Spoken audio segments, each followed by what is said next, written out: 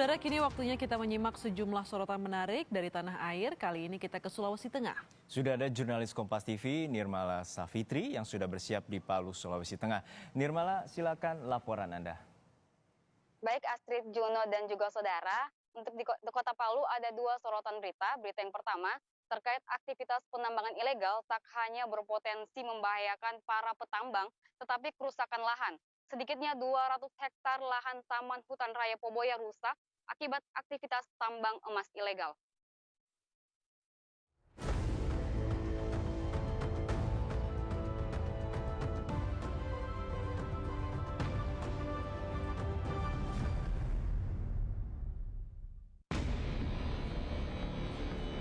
Penertiban tak menghentikan detak kehidupan dari tambang emas ilegal ini.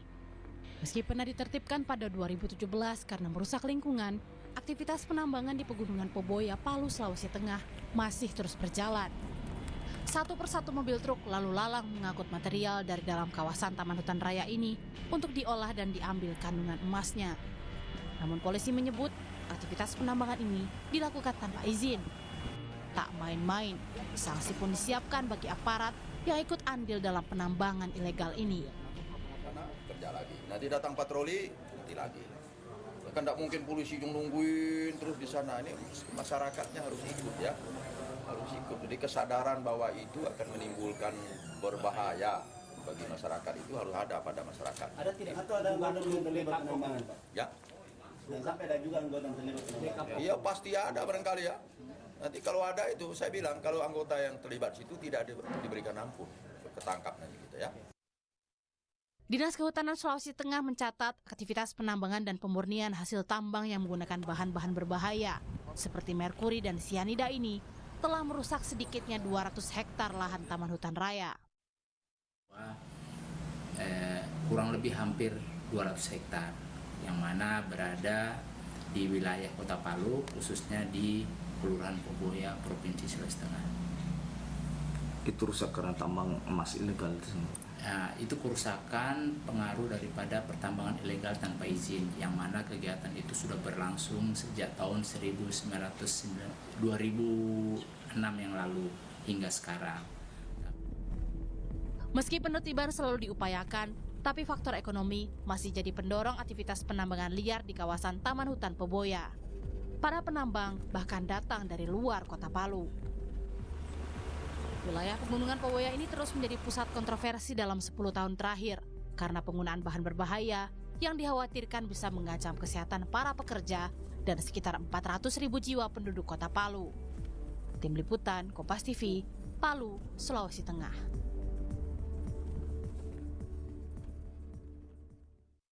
Berita selanjutnya, saudara, berkunjung ke lokasi yang memiliki spot untuk bersuah foto menjadi hal yang menarik bagi banyak orang. Saya bersama juru kamera Bahrudin Rizak mengajak Anda melihat salah satu hutan yang disulap jadi lokasi wisata swafoto di pusat Kota Palu. Saudara, jika biasanya hutan itu identik dengan tempat yang menyeramkan, lain halnya dengan yang ada di Kota Palu. Hutan kota di Kota Palu disulap menjadi objek wisata yang indah. Di tempat ini terdapat banyak lokasi untuk bersuah foto. Lokasi itu berbentuk hati, kemudian ada sepeda yang dihias dengan sedemikian rupa. Nah, ada juga nih satu yang unik seperti halnya yang di belakang saya, yaitu kaktus yang menjulang tinggi besar. Ini merupakan lokasi favorit orang untuk melakukan suah foto.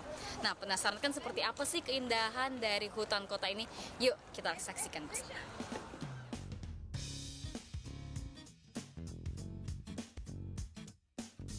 Hutan Kota Kaombona terletak di Kelurahan Talise, Kota Palu.